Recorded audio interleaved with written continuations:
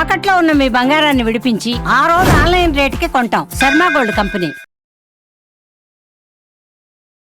బంగారం ధరలు మళ్లీ బగ్గుమంటున్నాయి. ఈ మార్చిలో భారీగా పతనమైనటువంటి బంగారం వెండి ధరలు ఒక్కసారిగా పెరిగాయి. మనం ఆల్రెడీ నిన్న మొన్న మాట్లాడుకున్నాం. వరుసగా తగ్గుతూ కనిపిస్తూ వస్తున్నాయి. ఒకవైపు యుద్ధం కొనసాగుతుంది. ఇరాన్ ఇజ్రాయెల్ మధ్య, ప్రపంచ దేశాల మధ్య నెలకొంటున్నటువంటి ఉద్రిక్త పరిస్థితులు ఈ రకంగా ఉన్నా కూడా విచిత్రంగా బంగారం తగ్గుతూ వస్తుంది గత కొన్ని రోజుల నుంచి అని చెప్తూ వస్తూనే ఉన్నాం. కానీ నిన్న ఒక్కరోజే 700 రూపాయలకు పైగా బంగారం పెరిగింది. అలాగే వెండి కూడా భారీగానే పెరిగింది. ఏకంగా 10,000 పైన ఎగబాకింది వెండి.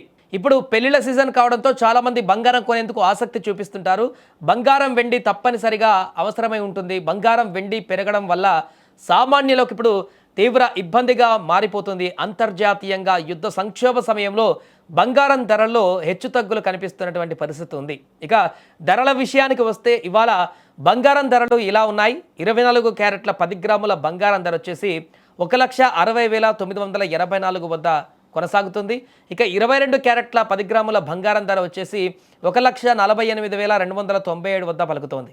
ఇక 18 క్యారెట్ల 10 గ్రాముల బంగారం ధర 1,21,334 రూపాయలుగా ఉండగా పసిడి ధరలు నిన్నటితో పోల్చి చూస్తే నేడు మాత్రం స్వల్పంగా తేడానైతే గమనించవచ్చు. అమెరికా, ఇజ్రాయెల్, ఇరాన్ మధ్య యుద్ధం కొనసాగుతుంది. గల్ఫ్ దేశాలలో ఉద్రిక్తతలు తారాస్థాయికి చేరుకున్నాయి.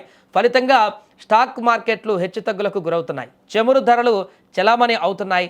అదే సమయంలో బంగారం వెండి ధరలు కూడా గణనీయమైనటువంటి మార్పులను ఎదుర్కొంటున్నాయి.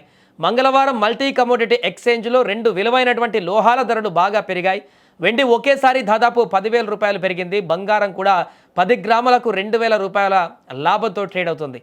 ఇక ఇరాన్ యుద్ధ కారణంగా పెరిగినటువంటి ప్రపంచ ఉద్రిక్తతల మధ్య మంగళవారం వెండి మాత్రమే కాకుండా బంగారం కూడా ప్రకాశించినటువంటి పరిస్థితి నెలకొంది.